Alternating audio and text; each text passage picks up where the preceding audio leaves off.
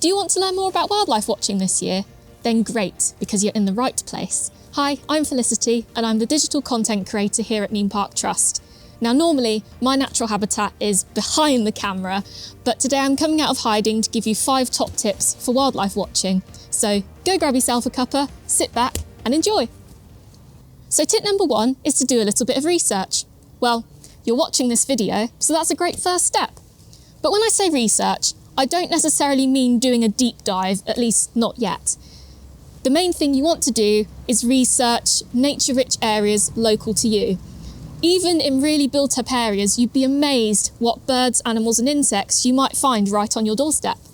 Alternatively, if there's a specific type of wildlife you'd like to spot, you might want to do a little bit of research into the type of habitat that they like to visit or live in, and then see if there's any local spots with that habitat to you.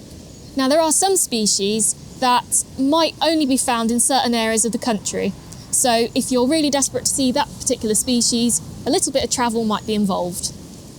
You might also want to consider certain conditions like season, time of day and weather, because these will all impact the wildlife that you're likely to see when you go out spotting. Some birds, for example, migrate to the UK over winter when the water is frozen over elsewhere, whilst butterflies tend to come out in the late spring and summer months when it's a bit warmer and drier. Here at Nene Park, we have several different habitats, from grasslands and meadows to lakes and wetlands, all of which attract a huge variety of wildlife. We also have a few hides and viewing platforms to help you get a better perspective of each of those habitats. In fact, just last month, we went out and about in Ferry Meadows with Chris Park, one of our incredibly knowledgeable conservation officers here at the Trust. Chris was able to identify several different bird and plant species and gave lots of interesting facts along the way. If you'd like to check that video out, you can find it on the link up here.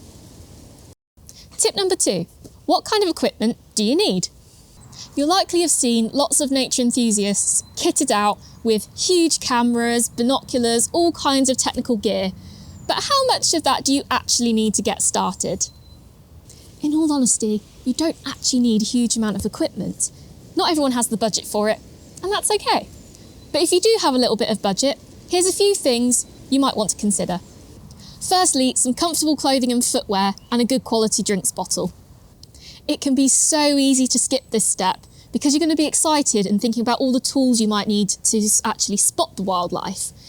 But you could be out for hours in all kinds of conditions, so it's important that you're comfortable, especially in the colder winter months. A good quality waterproof coat and some wellies are a great start. And also, don't forget the snacks and a nice hot drink, or at the very least, some water in a reusable bottle just to keep you going. Next, identify some reliable wildlife spotting resources. The good news is that most of these are low cost or free.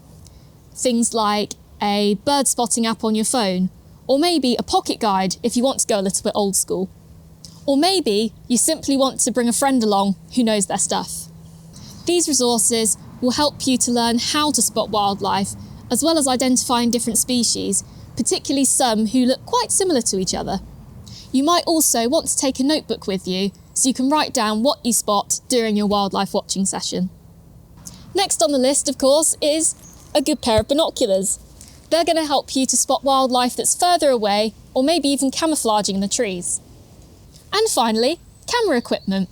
Now, I'm quite a keen wildlife photographer in my spare time, but I have to say, it can become quite an expensive hobby, especially once you get really involved. Now, if it's a hobby that you really want to pursue, it can be hugely rewarding, but make sure you do your research before splurging out on loads of kit. You can start off with some entry-level kit or second-hand kit from some reputable sellers, and then, as time passes and your skills increase, upgrade for some higher quality equipment. In all honesty though, the most important thing you need for wildlife watching doesn't come with a price tag, and that's enthusiasm and a desire to learn more about nature and wildlife. The equipment can come later. Tip number 3, once you've decided on your location, appropriate conditions, and if you're investing in any equipment, the most important thing you can be is patient. A lot of our wildlife are wary of humans, and it's likely that they're going to spot you before you spot them. So it might take them a little while to come out of hiding again when they decide it's safe. Once you settle on a good spot to sit or stand, stay quiet and still for a good while and see what emerges. It's also really important that you let wildlife come to you and not the other way around. Respect the wildlife space, they will appear in their own time. If you can get comfortable for a few hours, you may see all sorts of birds, animals and insects coming and going as they go about their day.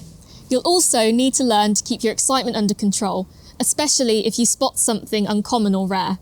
This is something that many wildlife enthusiasts can struggle with, myself included, but it's important that you stay calm and quiet to avoid scaring the wildlife off. Equally, if you do get a bit excited, cut yourself some slack. Getting excited about a wildlife sighting is nothing to be ashamed about, but if you want to see more wildlife, you need to stay calm. Tip number 4, learn to tap into your senses. Wildlife watching is very much about being present in the moment. You might not be able to see a bird, but you can hear its beautiful song. You might not be able to see a squirrel, but you're going to hear it scampering across the branches overhead. Learn to tune into the sounds around you and help them to guide you where to look. Of course, there are often lots of other clues that wildlife is or has been around you. Look out for footprints and tracks, nests in trees, dens in the ground, and yep, it's a little bit gross, but even pellets or poo can give us loads of information about the kind of wildlife that's been in the area recently. And finally, tip number 5, enjoy the space, but leave no trace. Avoid following wildlife into any restricted or important habitat-rich areas and damaging or disturbing any microhabitats. For example, a small pile of sand might not mean much to us, but it could be the home to a colony of ants or ground nesting bees. Take any litter home with you, and if you've brought your dog, make sure to keep them on a lead to avoid disturbing any ground nesting birds. Hopefully it goes without saying, but make sure you also bag up any dog poo and deposit it in any available bins.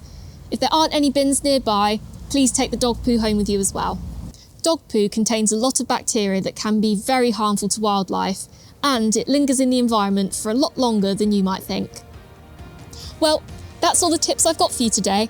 Thanks for watching, and if you enjoyed, please make sure you like, subscribe, and turn on that notification bell so that you can be notified when we upload content like this in the future. And if there's something specific you'd like to see from us, drop a comment below and we'll see what we can do. Now, if you'll excuse me, I'm going to get back to my natural habitat.